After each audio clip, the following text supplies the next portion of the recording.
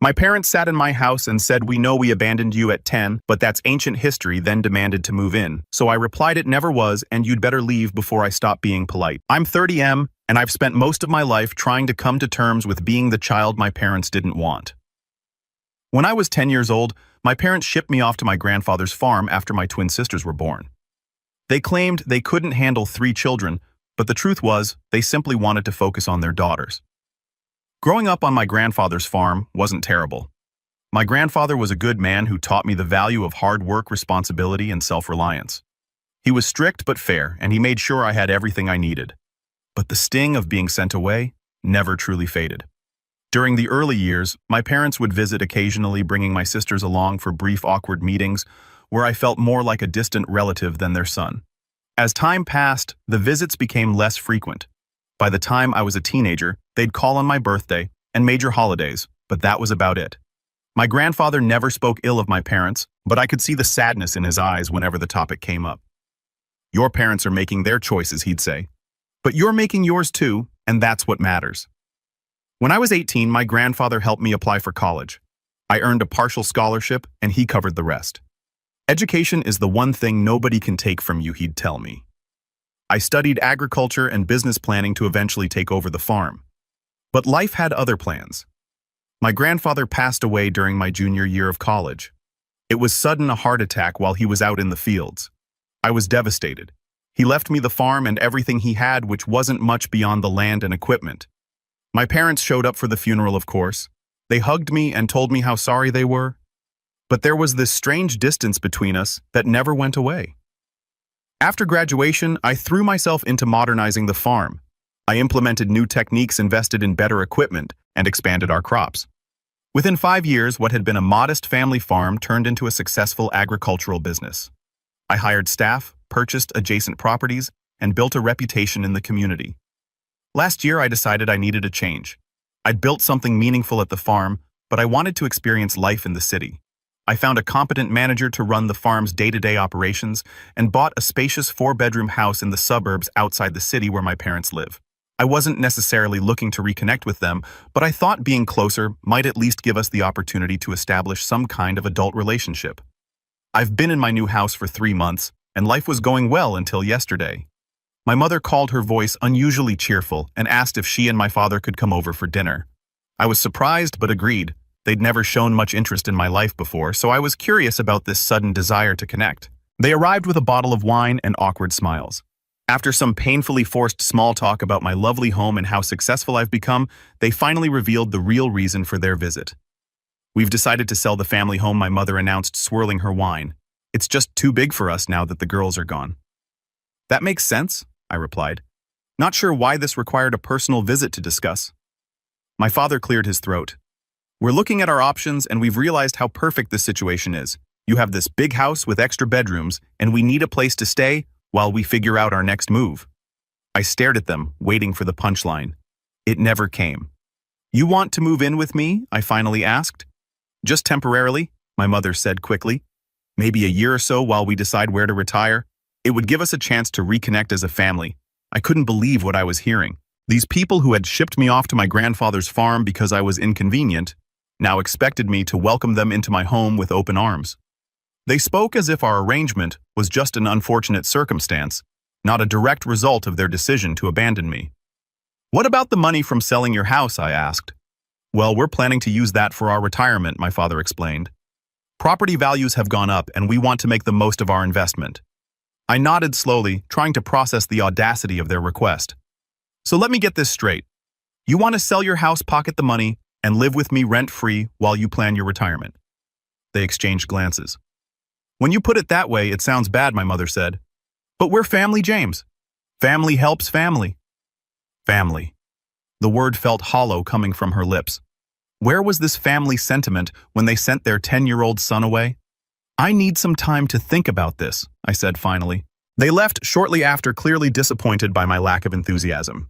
As I cleaned up after dinner, memories of my childhood came flooding back, watching from my grandfather's porch as my parents' car disappeared down the driveway. The birthday cards with impersonal messages, the Christmas calls that always felt rushed. Now I sit here typing this out, wondering if I'm the unreasonable one. Am I holding on to childhood grudges too tightly? Or am I right to feel angry about their presumption that I owe them anything after they essentially discarded me when I became inconvenient? The most infuriating part is that they've never acknowledged what they did. They talk about me moving to my grandfather's farm as if it was a normal arrangement that any family might make, not the abandonment of a child. I'm not sure what to do.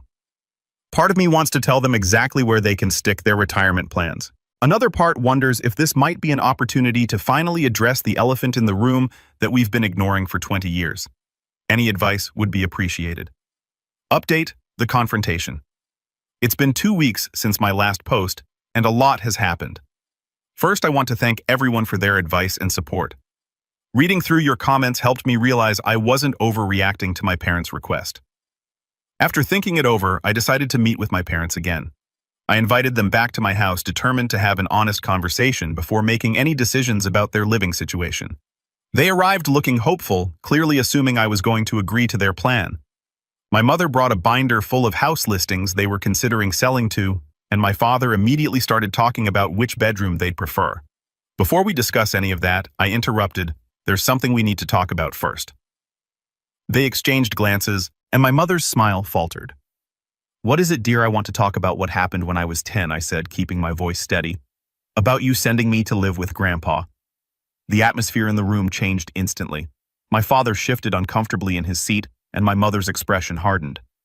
That was a long time ago, James, she said dismissively.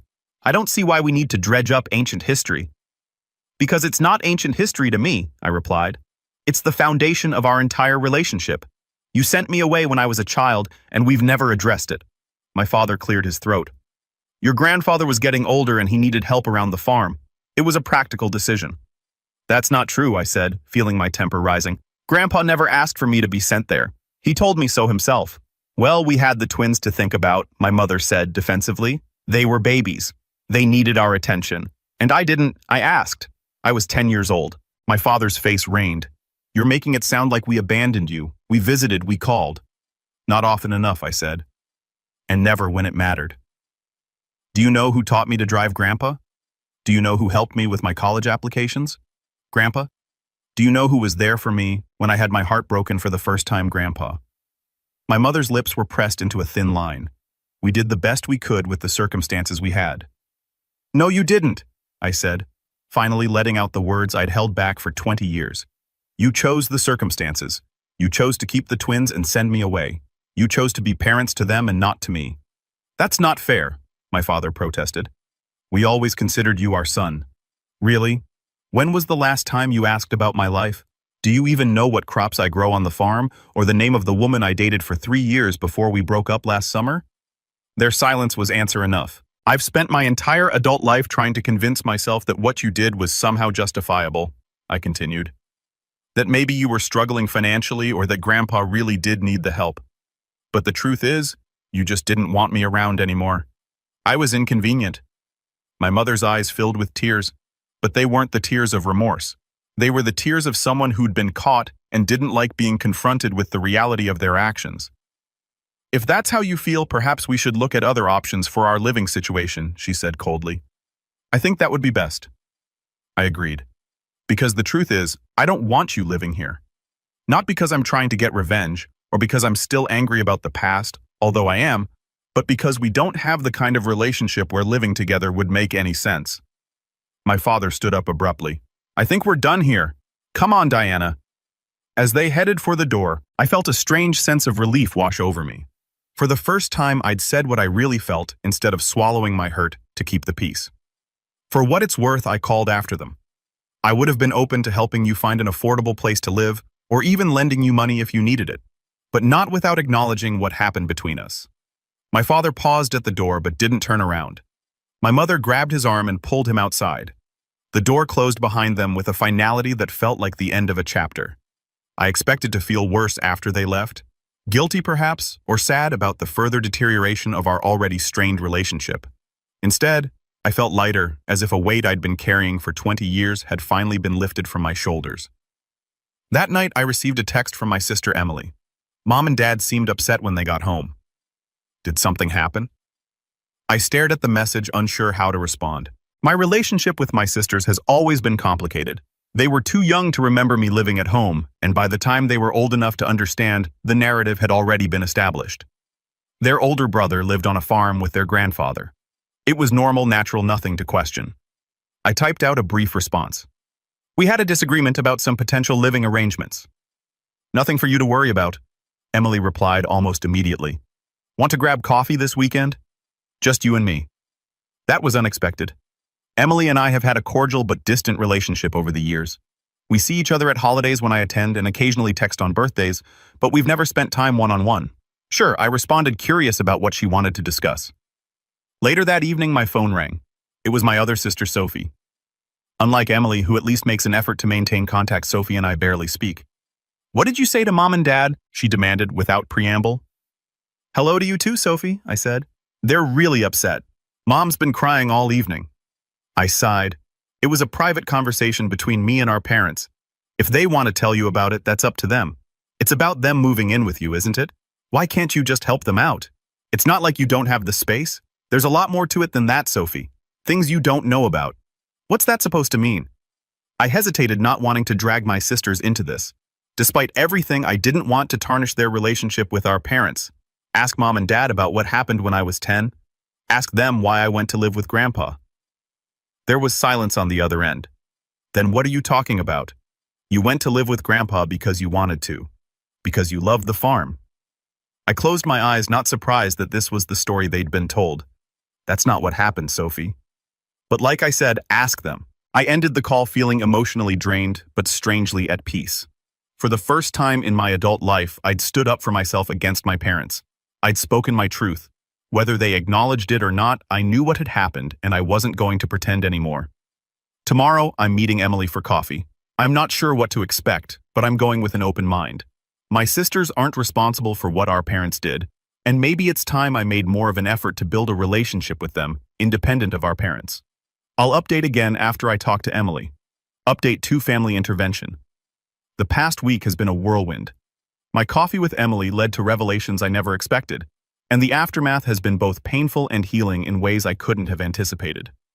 When I arrived at the cafe, Emily was already there, sitting at a corner table with 2 cups of coffee. She smiled nervously as I approached, and I could tell immediately that this wasn't just a casual catch-up. I ordered for you, she said. Black one sugar, right?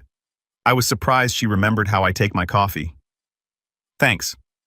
We exchanged pleasantries for a few minutes, talking about her job as a kindergarten teacher and my farm. There was an underlying tension, though, and finally Emily took a deep breath and got to the point. Sophie told me about your conversation. She said about what you said regarding why you went to live with Grandpa. I nodded, waiting for her to continue. James, I don't understand. Mom and Dad always told us you wanted to go live on the farm, that you begged them to let you stay with Grandpa because you loved it there so much. That's not what happened, I said quietly. Emily's eyes searched mine. Then what did happen? I hesitated, not wanting to burden her with this, but also tired of carrying the truth alone. They sent me away, Emily. After you and Sophie were born, they decided they couldn't handle 3 kids, so they packed my bags and drove me to Grandpa's farm. Her face paled. No, that can't be right. They wouldn't do that. I was 10 years old, I continued. I remember crying as they drove away. Grandpa told me it was just temporary, that they needed some time to adjust to having the twins, but weeks turned into months and months into years. Emily's eyes filled with tears. But they visited. They brought us to see you rarely, I said. And the visits became less frequent as time went on. By the time I was in high school, I was lucky if I saw them once or twice a year. She shook her head, clearly struggling to reconcile what I was saying with the parents she knew. Why didn't you ever say anything? What was there to say? By the time you and Sophie were old enough to understand, the arrangement was firmly established. And honestly, I didn't want to put that burden on you. It wasn't your fault. Emily was quiet for a long moment. Then she pulled out her phone. I need to talk to Sophie about this. 20 minutes later, Sophie arrived at the cafe, her face a storm of emotions. She sat down without greeting me, looking directly at Emily. Did he tell you the same story he told me? Emily nodded, her expression somber. Sophie turned to me, her eyes narrowed. I don't believe you. Why would you make up something like this? I'm not making anything up, Sophie, I said calmly. I'm telling you what happened. Our parents would never abandon their child, she insisted. Never. I didn't say they abandoned me. I clarified, though, That's exactly what it had felt like. They sent me to live with Grandpa. They didn't completely cut contact. They just prioritized their new family over their existing one. Sophie's face flushed with anger. This is ridiculous. I'm calling Mom. Before I could object, she had her phone out and was dialing. She put it on speaker as our mother answered. Sophie, is everything okay? I'm with James and Emily, Sophie said, her voice tight. James is telling us some crazy story about you and Dad sending him away when he was 10 because you couldn't handle 3 kids. Tell him he's wrong. There was a long silence on the other end of the line. Too long, Mom. Emily prompted, her voice wavering. Our mother sighed heavily. It's complicated, girls. Your father and I were struggling after you were born. Twins are a lot of work and we were overwhelmed. James's grandfather offered to take him for a while to help us out. For a while, I couldn't help but interject. I never lived at home again. Another pause. Like I said, it's complicated. We thought it was best for everyone. Sophie's expression had transformed from anger to shock. So it's true. You sent him away. We made the best decision we could at the time, our mother said defensively. And James was happy at the farm. He adjusted well. Because I didn't have a choice, I said. Grandpa made it work, not you. Emily wiped tears from her cheeks. Mom, how could you? You girls are too young to understand what it was like, our mother said, her voice hardening. We had 2 newborns, financial problems, and your father was working overtime. Something had to give. Something, not someone, I said.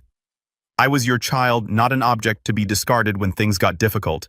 That's enough, our mother snapped. I'm not having this conversation over the phone.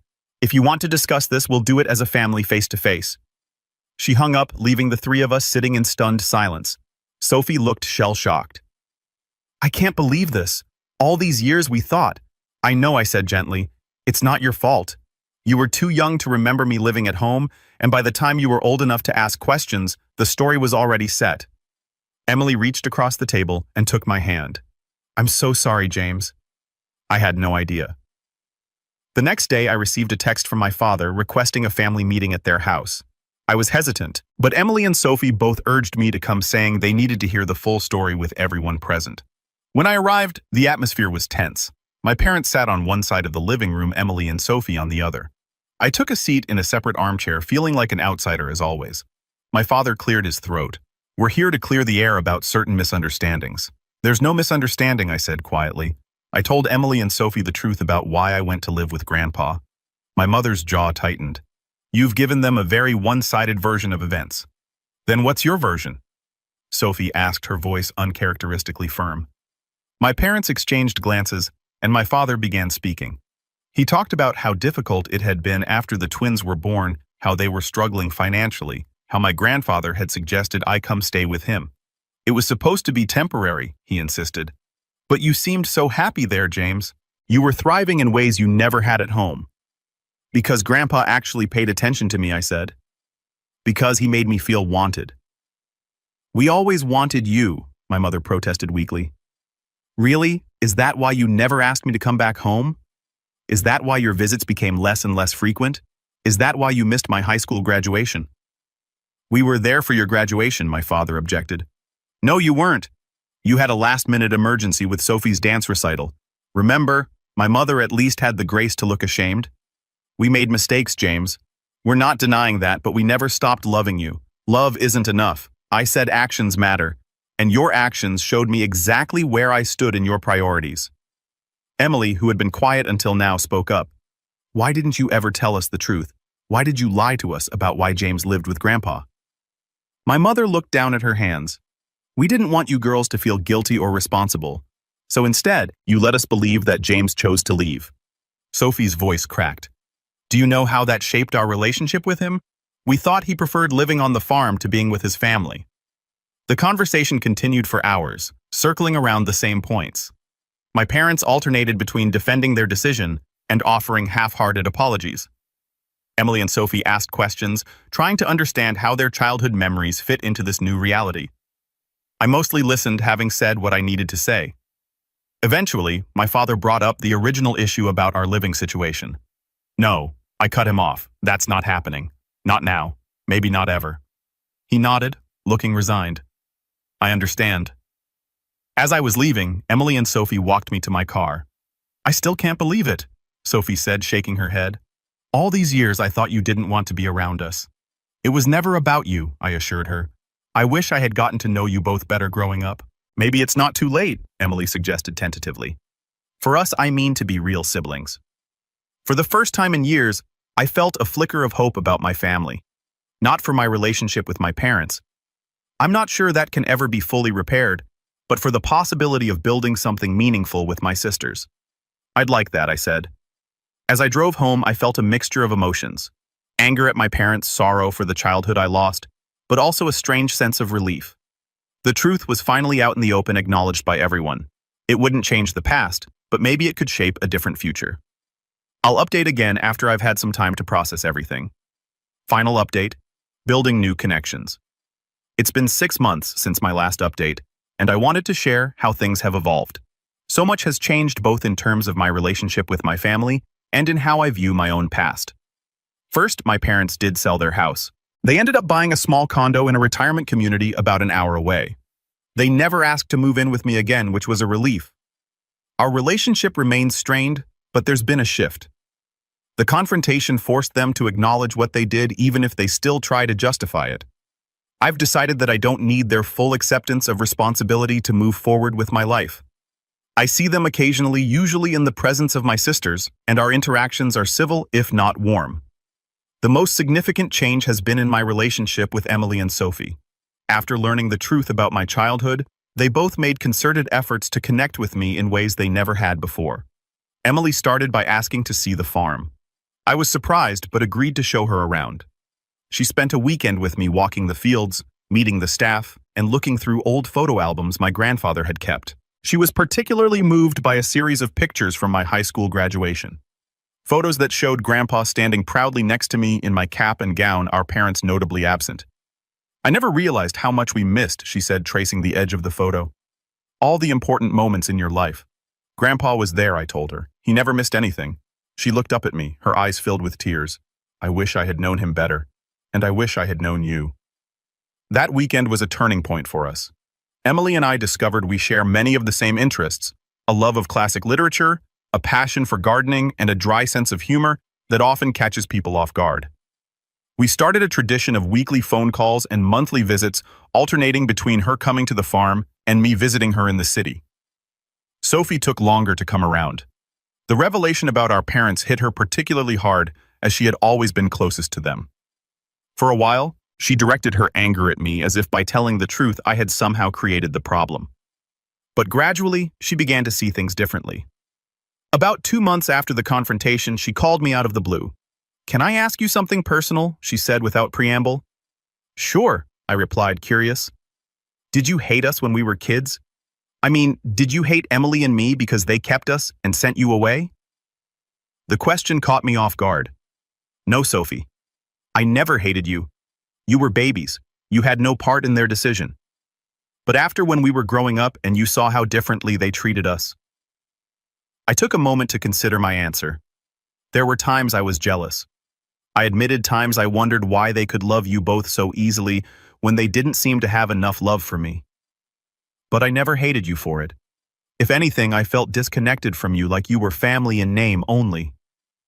She was quiet for a long time. "I want to change that," she finally said. "I want to be your sister, not just someone you're related to." Since then, Sophie has made an effort to include me in her life. She introduced me to her fiancé, invited me to her gallery showing she's an artist, and started sending me random texts throughout the week. Funny memes, updates about her day, questions about the farm. Small things, but they've started to build a bridge between us. Last month, something unexpected happened. I decided to go through some of my grandfather's old papers, partly out of nostalgia and partly to make sure all the farm's legal documents were in order. Tucked among old tax returns and property deeds, I found a series of letters my grandfather had written to my parents over the years. The letters were never sent. They were drafts, each one dated and carefully preserved. They spanned the entire time I lived with him, from when I was 10 until his death, when I was in college. In them, my grandfather repeatedly asked my parents to reconsider their decision to bring me home to be the parents I deserved. "James asks about you constantly," he wrote in one early letter. "He sleeps with his bag packed for the first 3 months, certain you would come for him any day." In another, "He's made the honor roll again. I wish you had been there to see his face when he showed me his report card. He looked for your car every day that week, hoping you'd come to celebrate with him. And later, as I entered high school, he doesn't ask about coming home anymore. I think he's accepted that this farm is his home now. But sometimes, I catch him staring down the driveway, and I know he's still waiting for you. Reading these letters was like reopening an old wound. I could feel the pain of that abandoned child all over again. The confusion, the constant hope that somehow someday my parents would want me back. But there was something healing about it too. My grandfather had seen me. He had recognized my pain even when he couldn't fix it. He had been my advocate even if his advocacy fell on deaf ears. I decided to share the letters with Emily and Sophie. They came to the farm one weekend, and we sat on the porch, the same porch where I had watched my parents drive away all those years ago, and read through my grandfather's words together. Sophie cried openly, her head in her hands. Emily sat very still, her face pale, occasionally reaching out to touch my arm, as if to reassure herself that I was really there.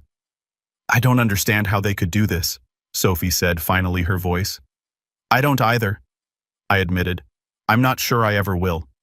Emily picked up one of the letters, her fingers tracing our grandfather's handwriting. "He loved you so much." "Yes," I agreed. "He did." "We love you too," Sophie said suddenly, fiercely. "I know it's not the same. I know it doesn't make up for anything, but we do." I looked at my sisters, really looked at them. Emily with her thoughtful eyes and quiet strength, Sophie with her artistic passion and newfound determination. For the first time, I didn't see them as extensions of our parents, or as the children who had replaced me. I saw them as individuals, as people who had been caught in the same dysfunctional family system that had hurt me, albeit in very different ways. I know I told them, and I love you both. Last week, we had our first ever siblings-only vacation. We rented a cabin by a lake and spent 4 days fishing, hiking, and getting to know each other as adults. We talked about our childhoods, mine on the farm, theirs in the suburbs. We shared stories about our grandfather, filling in gaps for each other. We laughed, we argued, we drank too much wine one night, and ended up stargazing on the dock until dawn. It wasn't perfect. There were awkward moments, times when the weight of our shared past created a tension that was hard to break through. But there were also moments of genuine connection, of shared understanding, of hope for a future where we're truly family, not just people bound by blood and complicated history. As for my parents, I've decided to maintain boundaries while not completely cutting them out of my life. They've started to realize that their actions have consequences, that relationships require nurturing, that love is shown through actions, not just words. Whether they can truly understand the depth of what they did, I don't know. But I'm no longer waiting for their approval or acceptance. I've built a good life for myself, and now I'm building real relationships with my sisters. The farm is thriving. My house in the suburbs feels more like home every day. And for the first time in my life, I feel like I have family members who truly see me and value me for who I am. I still visit my grandfather's grave regularly. I bring him updates about the farm, about my life, about this unexpected connection I'm forming with my sisters. I like to think he'd be proud, not just of what I've accomplished, but of who I've become despite everything. He taught me resilience, self-reliance, and the value of hard work. But he also taught me forgiveness. Not the kind that brushes wrongdoing under the rug, but the kind that acknowledges hurt while not letting it define your future. I don't know what the next chapter holds, but I'm facing it with more hope than I felt in a long time.